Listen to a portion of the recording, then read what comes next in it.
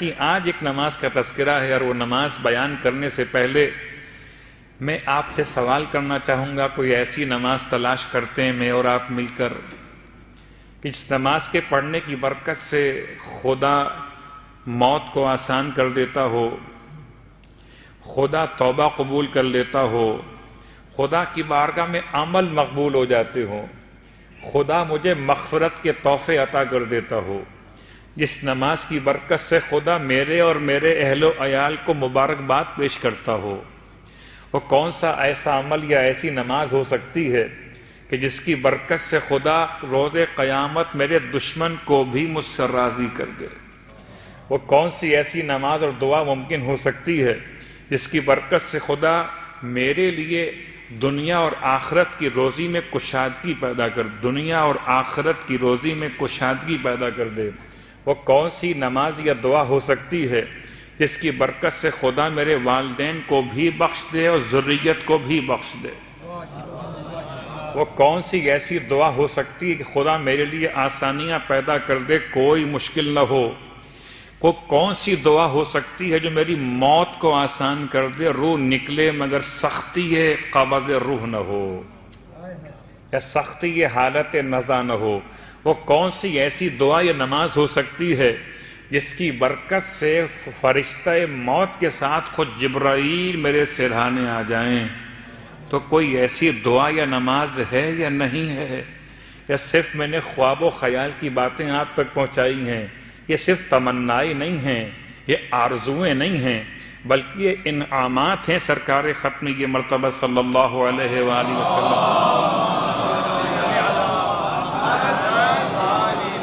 میں نے طریقہ بدل دیا، ثواب پہلے بیان کیا ہے اور نماز کو بعد میں بیان کر رہا ہوں، کہ بڑا فرق پڑ جاتا ہے۔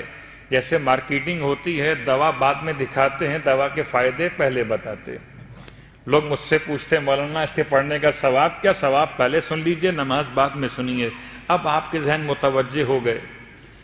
قسم بخدا اگر اتنی 10 چیزوں کے لیے، 10 باتوں کے لیے جو بیان کی گئی ابھی تک، ان باتوں کے لیے میں آپ سے کہوں کہ آپ نے ایک پورا قرآن پڑھنا ہوگا، آپ تیار ہو جائیں گے۔ مولانا بتائیے پڑھنا کیسے؟ الٹا پڑھنا کہ سیدھا پڑھنا؟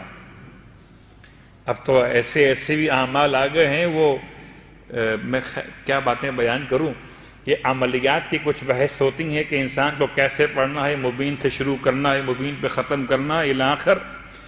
تو اگر میں آپ سے کہوں کہ ان 10 باتوں کے لیے آپ کو 10 درہم خرچ کرنے پڑیں گے، تو آپ کہیں مولانا بسم اللہ 10 تو بہت کم ہے، ہم 20 بھی خرچ کر دیں گے۔ تو وہ کون سی نماز ہے جس میں درہم خرچ نہیں ہوں گے؟ البتہ ولایت شرط ہے۔ اللہ کے رسول اپنے حجرہ مطہرہ سے باہر تشریف فرما ہوئے ہیں، اور آپ نے اپنے اصحاب کے درمیان ایک اناؤنسمنٹ کیا ہے کہ آپ میں سے کوئی ہے جو اپنے لیے رب سے توبہ کی درخواست کرنا چاہتا ہو۔ اب تک جو میں نے بیان کیا یہ تمام فائدے نماز توبہ کے ہیں۔ صلوات پڑھیں محمد والے محمد۔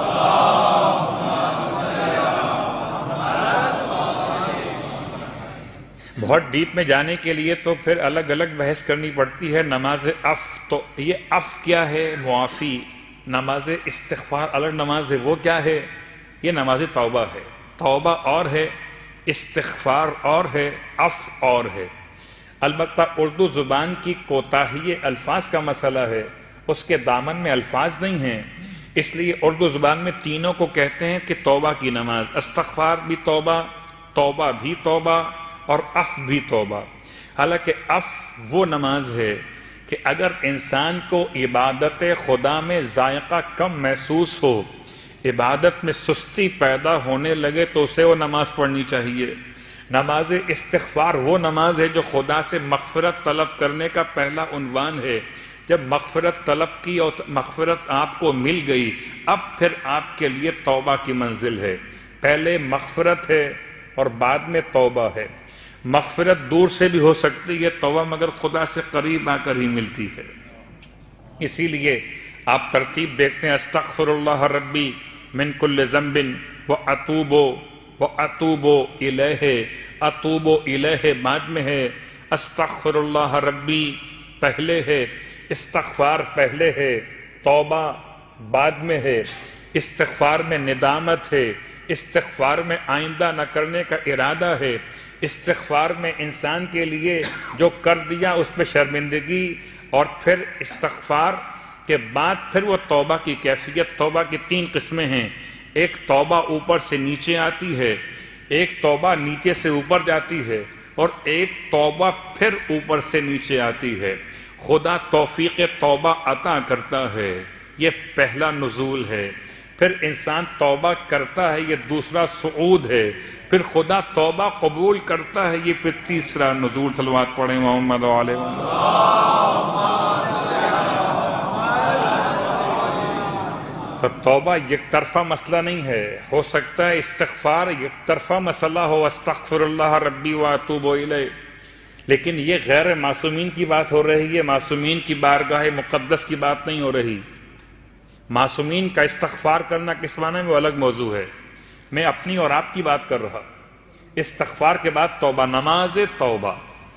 اللہ کے رسول فرماتے ہیں تم میں سے کون ہے جو خدا سے توبہ کرنا چاہتا ہو؟ تو بھلا کون سا ایسا شخص ہے جو کہے گا میں خدا سے توبہ نہیں کرنا چاہتا؟ نماز توبہ اللہ کے رسول نے بیان کی غسل توبہ کے ساتھ، گرچہ الفاظ روایت میں غسل لکھا ہوا ہے لیکن بات سمجھ میں جو قرائن سے آتی ہے توبہ۔ ویسے بھی جب بھی کبھی آپ غسل جمعہ کیجئے، غسل عیدین کیجئے، غسل شب ہائے قدر کیجئے، یا دیگر اغسال یعنی کہ غسل جو مستحب یا واجب ہوتے ہیں ان کو انجام دیجئے۔ طریقہ آپ کو معلوم ہے، سر اور گردن کا دھونا، بدن کے دائیں حصے کا 1 مرتبہ اور بائیں حصے کا 1 مرتبہ دھونا، یہ مکمل دھونا، یہ کہلاتا ہے غسل ترتیبی۔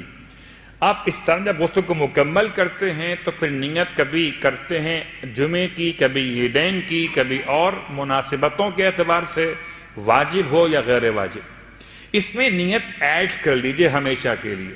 جب بھی کوئی غسل کریں، غسل مستحب ہو یا غسل واجب ہو، اس میں نیت ایڈ کر لیجئے اپنے اس آج کی مجلس کے بعد سے، اگر نہیں کی اب تک، کہ میں غسل توبہ، غسل جمعہ، غسل توبہ، غسل جنابت، غسل توبہ، غسل شب قدر، غسل توبہ، غسل منت و نظر، غسل توبہ، غسل احرام مثلا الاخر قربتاً الی اللہ۔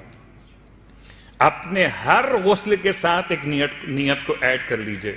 فقہی اعتبار سے کوئی اس میں مسئلہ نہیں ہے، آپ ایسا کرنے پر قادر ہیں، یعنی شرعاً آپ کو اس کی اجازت ہے کہ آپ واجب یا مستحب غسل کے ساتھ ایک نیت کو اور ایڈ کر سکتے ہیں۔ تو سرکار ختم یہ مرتبہ صلی اللہ علیہ وآلہ وسلم